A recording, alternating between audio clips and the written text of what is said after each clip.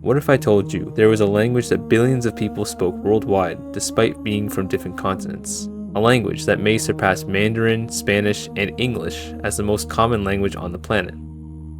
A language that isn't encoded through any single dictionary, yet everyone from every place can converse with one another using it near flawlessly. That language is memes. Memes, the DNA of the soul. They shape our world. They are the culture. They are everything we pass on. Expose someone to anger long enough, they will learn to hate. What does it mean when millions of people online seem to communicate through these phrases, reaction images, edits, and references that sound completely incomprehensible to outsiders? Well, at first glance, meme culture can look like absolute nonsense. I mean, look at this. To the untrained eye, it looks kind of foolish, but online memes have become a fast-coded language that people can use to express something bigger: identity.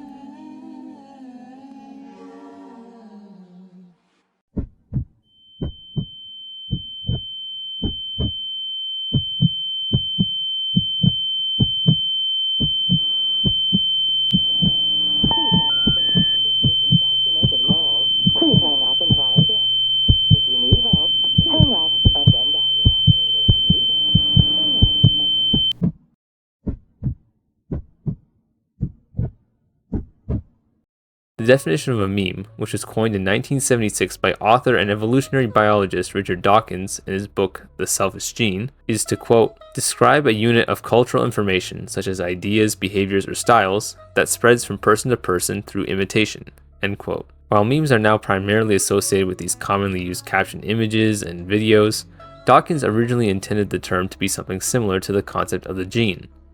That is, a cultural counterpart that would act as a replicator in the context of human culture. And this is an ever-changing concept. Memes do so much more than simply make people laugh. In the growing world of social media, memes function as shorthand to instantly communicate complicated feelings or opinions, often without needing full explanation. Maybe it could be an iconic quote from a piece of media that transforms into a slogan. Is that okay? Maybe it's an expression or a gesture that gets picked up by the masses. As a result, the original context behind a meme seems to become increasingly less important than the meanings that the audience applies to it. It's to the point where you sometimes get this under some posts when a meme on social media reaches much wider beyond its intended audience.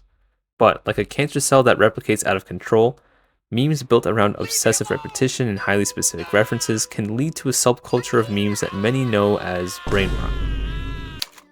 Brainrot usually refers to nonsensical, low-quality content that rewards low attention spans and mental exhaustion on social media. Due to addictive algorithms and the constant need for short-term dopamine, there is, weirdly enough, a market for this unconventional media. Skip the Toilet, for example, set the world on fire a couple years ago and resulted in deals to make books, merchandise, and maybe even a movie. What am I reading? According to a study by Dr. Ahmed Yusuf and other researchers, brainrot leads to emotional desensitization and cognitive overload, amongst other effects. It is also associated with habits such as doom scrolling and wider social media addiction, which is linked to distress, anxiety, and depression, and impairs people's memory and decision making. Basically, all this absurd humor is a response to the digital era, where excessive time spent in these online social circles can lead to cognitive decline, especially in younger generations. That's why Gen Z and Gen Alpha are so in tune with this subculture, all thanks to the junk foodification of social media platforms. Wait, that's not a word. Brainrot's seemingly meaningless nature is a useful example of this phenomenon. It spreads like a wildfire because all this detachment from the original meaning of a meme or piece of media feeds into users' desire to find familiarity and garner attention in increasingly abstract ways, even if that means your common ground is something that looks absurd to the untrained eye.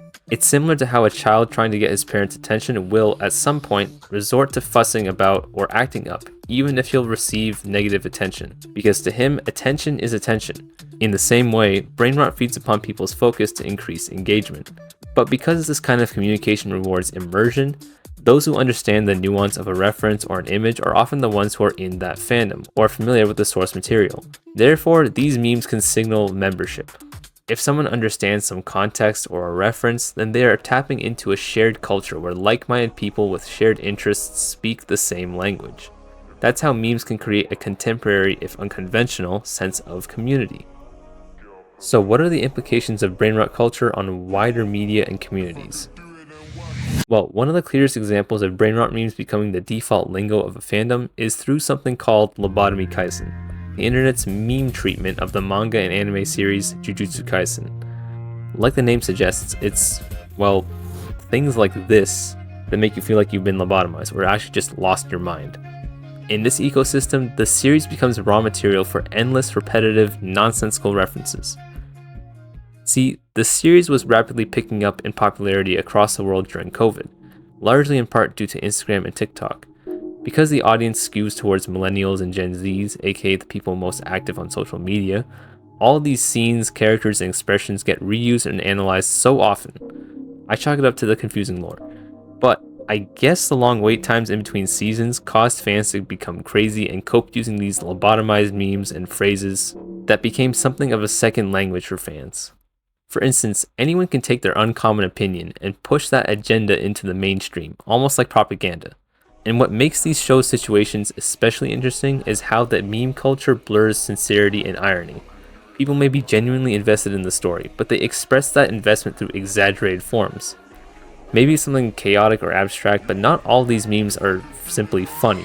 There's also room for more serious attachment, like fan edits that could give film editors a run for their money.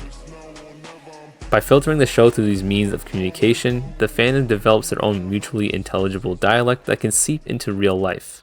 For example, if I had a nickel that every time blank happened, I have 2 nickels, which isn't a lot, but it's weird that it happened twice, that is a meme. And that is something that has become mainstream to the point where people use it in their everyday lives. And it's not just JJK. This is common with a lot of shows. For example, the series is full of these intense, emotional, and often violent moments, which makes it especially easy for the internet to isolate scenes and turn them into endlessly repeatable references. And just like with JJK, certain scenes and lines become detached from their original dramatic purpose and reused in exaggerated ways. Invincible Brainrot is a perfect instance of how a fandom reduces complex media into small, unserious memes like "Are you sure?", "Sea salt", "We can be bees", "I made a steak". These dramatic scenes and lines have been memed to the point where watching the original scene is irreparably affected. Just like with Lobotomy Kaisen, this demonstrates that meme culture operates like communication, where users turn the media into a vocabulary for social interaction. In these ways, fandoms tap into the brainrot and wider meme subcultures to spread their interests, which subsequently leads to a growing community. I know, it seems like it's not that deep, and memes should just be memes, but this is a bigger pattern. Once we stop treating memes as just humor, you can see how they've played an important part in online communities forming their identity. Yes, it's true that serious, genuine discussion can be pushed aside by repetitive and exaggerated memes, but this doesn't make memes meaningless. It just shows how they work like any other language, each with their own slang and dialects. It includes some people, excludes others, and depends on context and nuance to function. In this case, what looks like nonsense from the outside is actually often still nonsense. But it's also a highly social form of conceptualization on the inside. As chaotic as meme culture may seem, it's a modern example of how the coded language can rapidly change in the digital age, and will continue to do so for years to come.